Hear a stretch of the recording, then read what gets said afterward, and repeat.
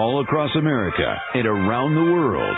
This is Veterans Radio. This is Veterans Radio. Welcome to Veterans Radio. I am Jim Fausone. I'm the officer of the deck today.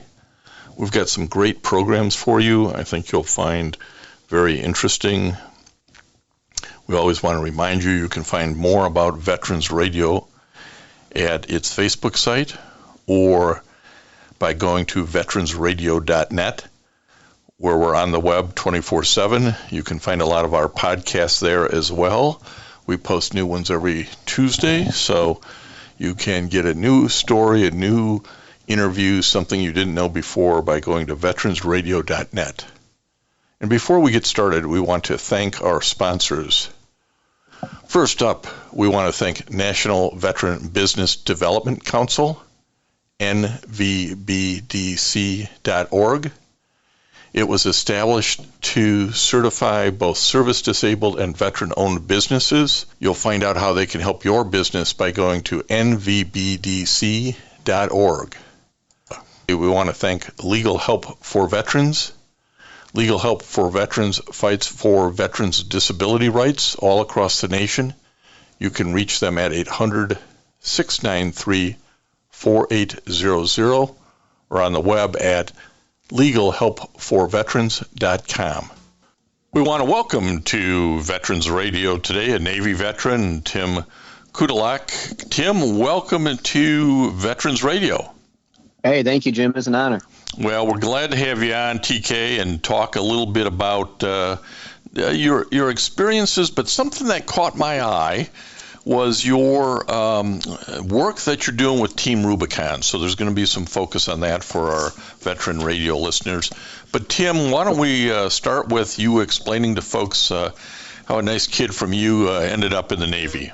Well, a nice kid, huh? Yeah, right, exactly. Well, I was actually security forces in the United States Navy from 2004 to 2008. I was also Master at Arms, which is really weird. This is just caught my ear right when you said it, because the reason why I had to join the Navy was because I get in a lot of trouble. So, back in those days... you were given a choice. Oh, yeah, I had no choice, absolutely. That's right. So it tripped me out, the first year of being a Navy police officer, being in the front seat of a cop car instead of the back. What's that about? The ride's all entirely different. That's right. It sure was. And then, even when I was passing other of my cohorts and everything in their police cars, I was still checking my pockets and making sure I was all good. Yeah, exactly. I was also involved, one of 3 Navy ships. We did a couple months in Hurricane Katrina as well, which was devastating to say the least. And where were you stationed during this period? For my station was Norfolk, Virginia, and Little Creek Base, Virginia. And then where we were stationed for Katrina was St. Bernard Parish. So, this is one of these things where you spend some time in the service, and here you spend 4 years in, but it kind of has an impact on the whole rest of your life, doesn't it? It does, and I'll be able to talk about that in a little bit. It's a whole line of just pain and suffering, as well as joy and hardships, and just maintaining survivability in your head. Sometimes, Jim, it's crazy. Well, and Tim is also a business owner. We're going to talk about that a little bit. He lives now up what we'd call northern Michigan in God's country. That's right. And one of the things that caught my eye, Tim, was your involvement with Team Rubicon that I wanted to talk about. And and for those who don't know, Team Rubicon's been around since about, I think 2010 or something. 2010, correct. It's had more than 1,140 operations. It's been to more than 40 different sites around the world helping folks. And it was recently down in, had troops deployed, if you will, down to Florida for Hurricane Ian. And even this interview almost didn't happen because Tim almost got deployed off to California for a Team Rubicon project. But let's talk first, Tim. How did you end up getting involved with Team Rubicon? It's a lot of veterans and first responders and that join Team Rubicon, as well as a lot of kick-ass civilians involved. So my story is probably the same as a lot of people's stories that are involved, is that I am 100% rated through the VA for PTSD. I was going through about 8 to 10 years after Katrina, of straight hell in my head mentally, secondary to my skill sets. After I discharged from the military, I became a firefighter and an EMT, and my last job before I started my businesses and organization was I was picking up the homicide-suicide cases for Washtenaw County. So all my eyes saw was darkness, and my head was just full of despair and pain. It was rough, Jim. And it started to influence me greatly mentally and into a suicidal stupor for years. In that time, I just kept myself busy running organizations and doing what I could just to keep out of my head. I ran an organization downstate called Miles for Medics. I used to raise money for paramedics, firefighters, and police officers that have died in line of duty, because my father, for community EMS down in Southfield, was almost killed on scene. So, it was just me keeping busy and doing 48-hour shifts and, just not really dealing with the pain that I felt and actually exacerbating it by getting to more of these skill sets when I wasn't ready. So what we most miss, Jim, is camaraderie, and Team Rubicon definitely provides that for me. I'm sorry, I'm a little emotional right now. I think it's important for people to hear that, hey, you can be struggling with some stuff, but there's still purpose in life, and there's things that'll give you purpose. And I think that's one of the real differences with today's veteran organizations, whether it's Team Rubicon or Team Red, White, and Blue. It's a whole lot different than, going to the VFW hall or something like that. And Absolutely. So who said to you, or did you reach out to them? How did you get kind of, hey, maybe I'm going to give this Team Rubicon thing a try?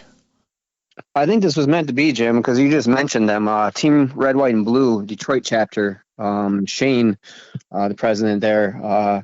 I was starting to hang out with them a little bit here and there, but more towards like the Milford areas, doing the rucks and everything.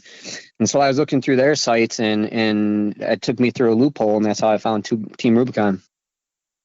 And let's talk a little bit about what the purpose of Team Rubicon is, what it mobilizes in response to. Sure, absolutely. So Team Rubicon is a completely volunteer disaster relief organization made up of veterans, first responders, and kick-ass civilians. Team Rubicon travels around the country to different natural disasters, and all the volunteers are able to sign up for any disaster, and Team Rubicon pays for the plane ticket, your room, your boarding, your food. Some deployments might be, you might be sitting in a tent in a parking lot, in the cold.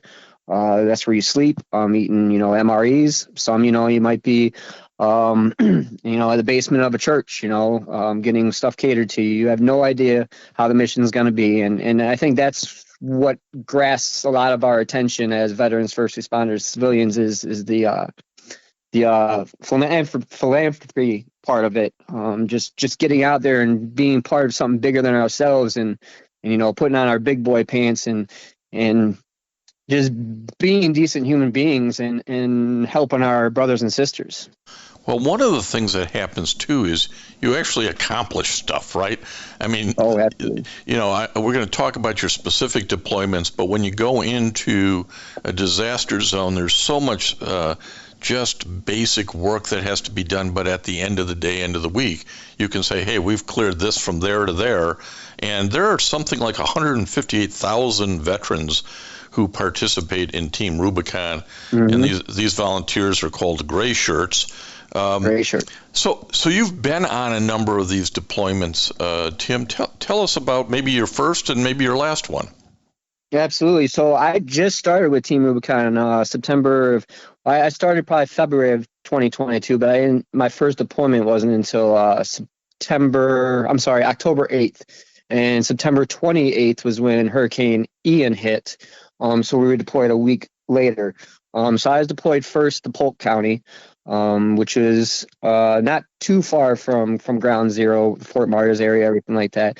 So basically what we were doing around there was, going around to people's houses and seeing if they needed, sawyer work, which is tree cutting, if they needed any muck outs, which is cleaning out houses of drywall and flooring, and removing objects of their house, taking it to the curb for them, cleaning debris from outside, and just I can't tell you, Jim. I mean, it's surreal, and I've been to a lot of natural disasters even before Team Rubicon, but every one doesn't get easier. It's just the survivors, the families, the neighbors, and the communities just blow your mind. I mean, the stories that I heard, the tears that soaked through my clothing from survivors and myself alike. I mean, everything was just surreal, bro, and it takes effect on your heart and your soul, and it does something to you, man. It just makes you want to do more, and it makes you want to reach out more, and it makes you want to preach to others to do the same, and try to get them involved in whatever you're interested in. And it's something that's saving my life, literally, in a small way. Well, and I can tell it makes your heart swell. I mean, it's the sort of thing where you're no longer focused on yourself. You're focused on these other folks who are really in a bad way, man. And maybe it makes you realize, hey, I might have it a little bit better than that guy who just had his whole house wiped out. Yes, sir. But part of this too, you mentioned the camaraderie. Team Rubicon is deployed a little bit like the military. There are units here, right? You don't go off on yourself by yourself. Tell us about how the structure works. Well, I mean, it's pretty much FEMA structure. It's you got to have your ICS, your NIMS. You have to learn about all the structure, the command structures. You have your planning, logistics. I mean, you got your command centers. You got your heavy equipment, your Sawyer teams, your RUP teams. You got everybody in different teams. You got everybody learning different leadership positions. And if you don't know your leadership position, you're being put in it anyway. And then your team around you helps you through it. It's a building and growth relationship every day with these brothers and sisters that you're working with to help people out. I mean, it's just absolutely amazing. Tell us a little bit, Tim, if you would, about the folks you deployed with for Team Rubicon down to Hurricane Ian in October. Absolutely. So they're from everywhere. They are literally from all over the country. We can be deployed at a minute's notice. They are people that have no homes. They are people that have lots of money. They are people that are middle class. They're people that hurt. They're people that are happy. There are people like Israel Aid. They're from Israel. They came over and helped for 2 months in the U.S. Hurricane Ian. They're another organization across the pond.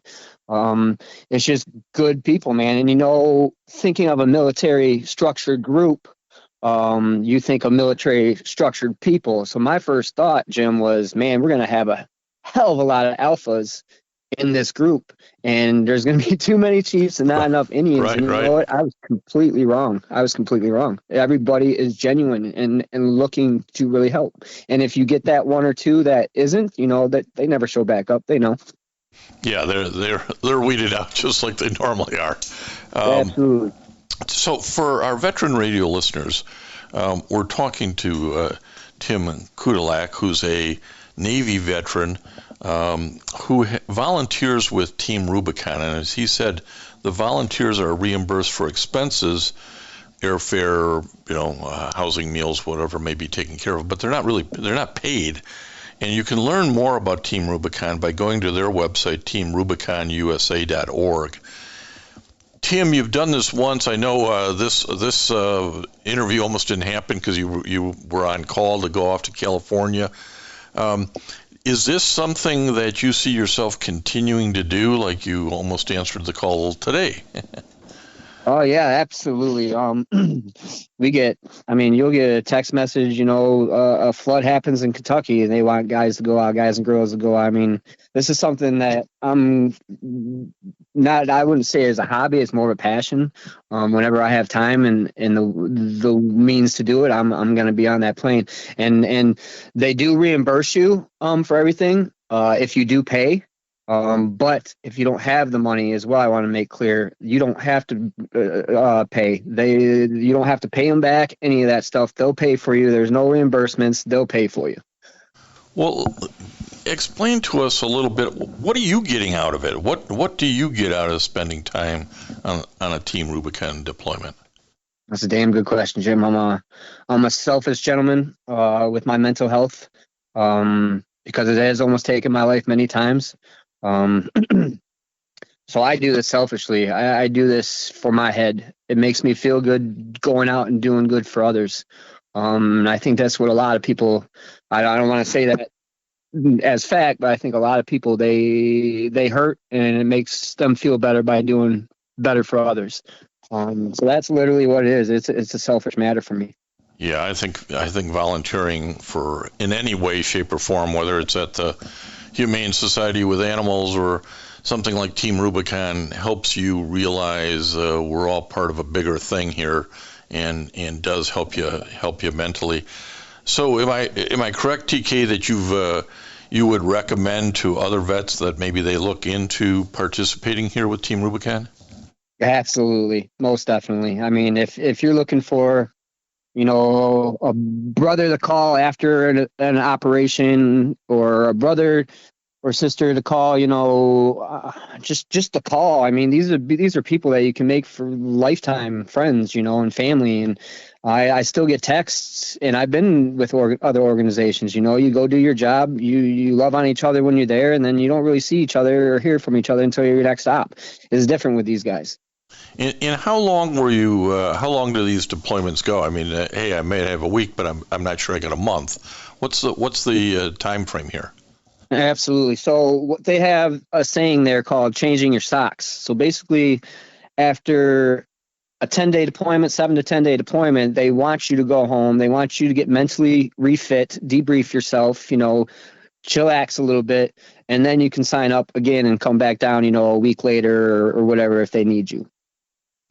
And Tim, how did you go about signing up to do this? So you said it just yourself, my friend, and went to teamrubiconusa.org, and then you go and click on to the volunteer, and it'll give you all the instructions. Basically, they're going to pay for your background check if you can't afford it. And then they'll give you, instructions to take your, ICS 100, ICS 700. Those are the only two that you need to actually get into Team Rubicon, as well as, just a small class, letting you know what Team Rubicon's about. So basically, if you put your mind to, you can get everything done in one day. And get it all sent in. And then it usually takes, sometimes it's taken as little as a week and you're on a deployment, or it could take, 2 or 3 weeks, but it doesn't take very much time at all.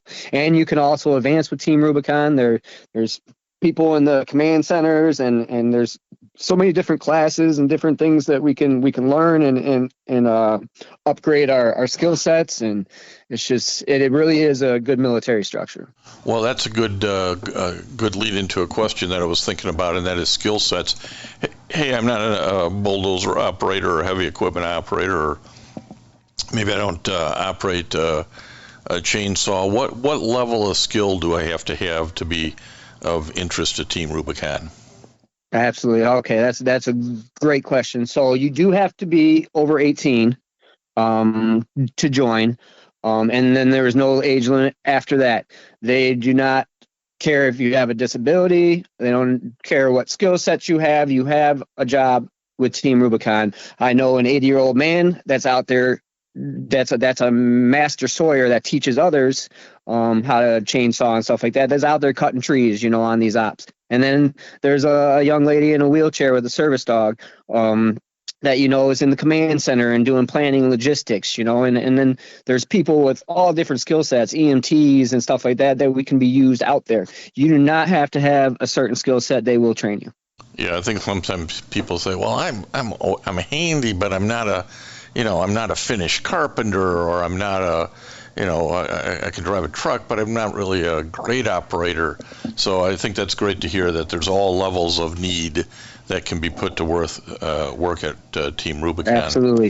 If you got a heart and half a brain, you're good.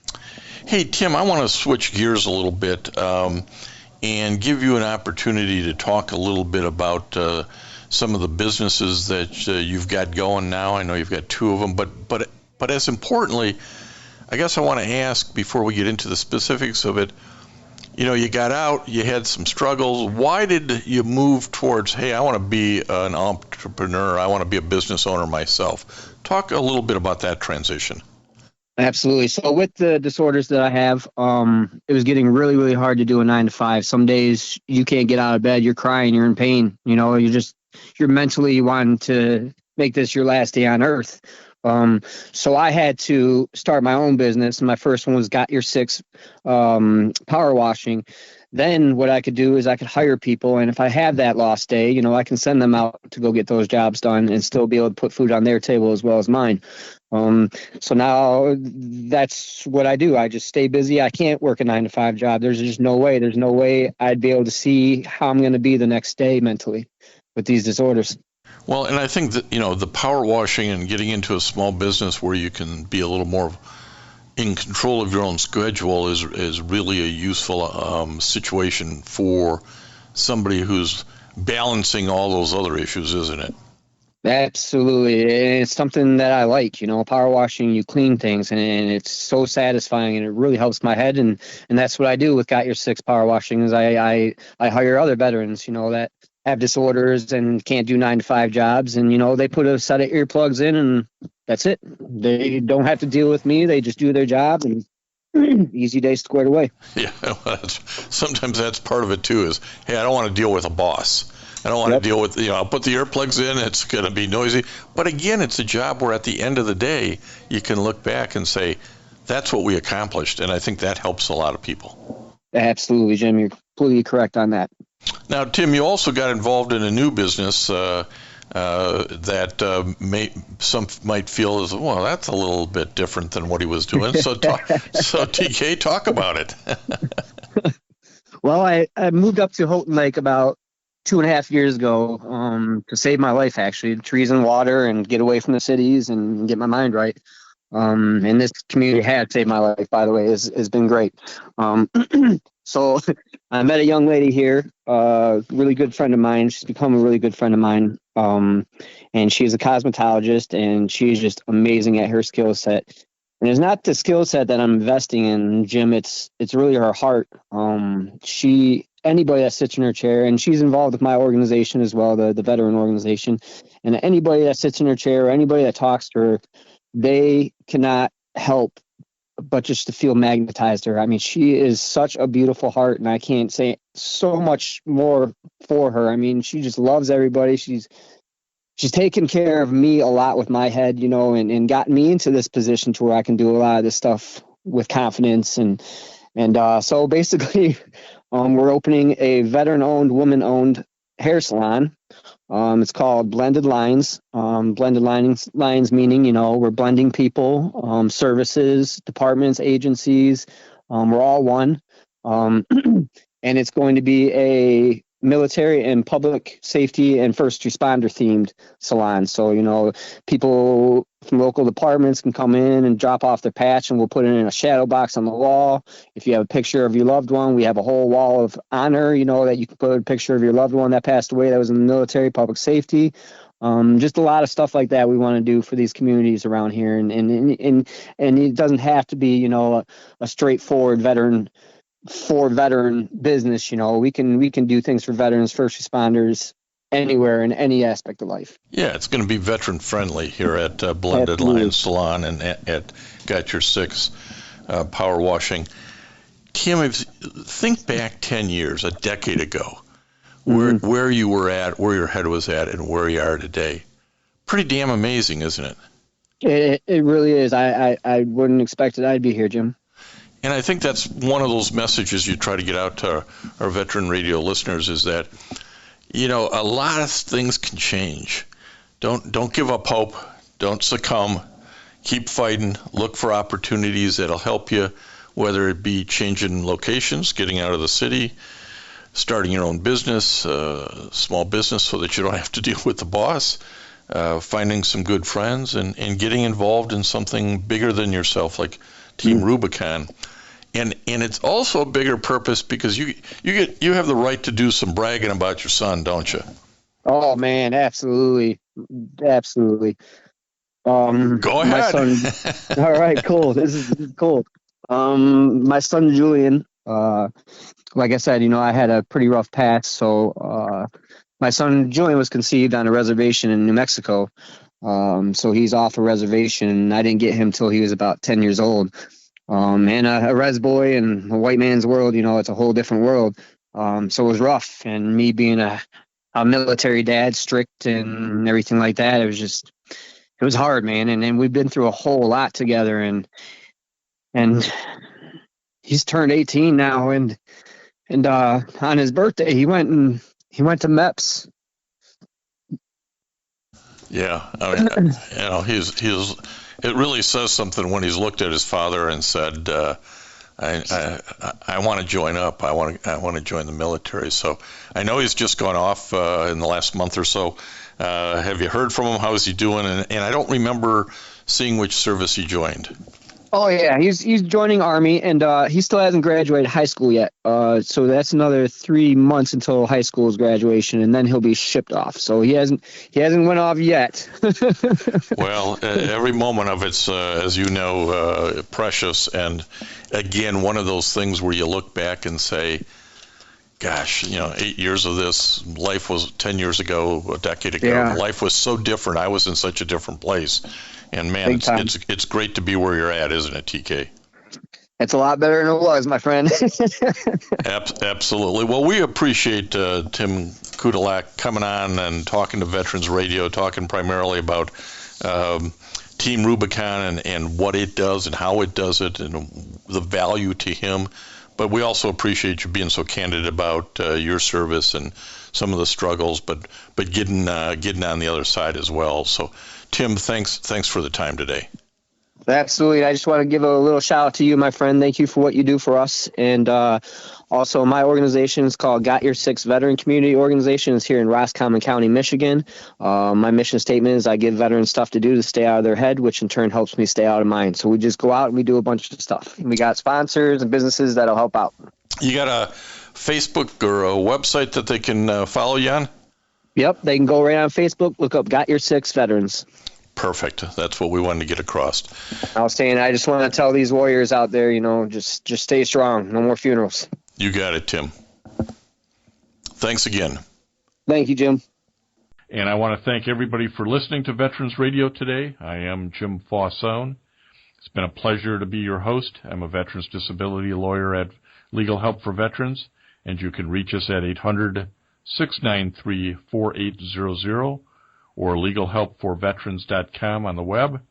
You can follow Veterans Radio on Facebook and listen to its podcasts and internet radio shows by going to veteransradio.net. And until next time, you are dismissed. If you have a VA claim denied by the Board of Veterans' Appeals, contact Legal Help for Veterans at 1-800-693-4800. They're experts in handling cases before the U.S. Court of Appeals for Veterans Claims. Their number again, 1-800-693-4800. We again want to thank our national sponsors, the National Veterans Business Development Council, NVBDC.org, VA Ann Arbor Health Care System, the Vietnam Veterans of America Charles S. Kettles Chapter, Ann Arbor, Michigan, VFW Graf O'Hara Post 423 in Ann Arbor, and the American Legion Press Corn Post 46, also in Ann Arbor. We appreciate all your support. You can go to veteransradio.net, click on the sponsor level, and continue to support keeping Veterans Radio on the air. And until next time, you are dismissed. It is Ryan here, and I have a question for you. What do you do when you win? Like, are you a fist pumper, a woohooer, a hand clapper, a high fiver? I kind of like the high five, but if you want to hone in on those winning moves, check out Chumba Casino. At ChumbaCasino.com, choose from hundreds of social casino-style games for your chance to redeem serious cash prizes. There are new game releases weekly, plus free daily bonuses, so don't wait. Start having the most fun ever at ChumbaCasino.com. No purchase necessary. VGW Group. Void where prohibited by law. See terms and conditions. 18+.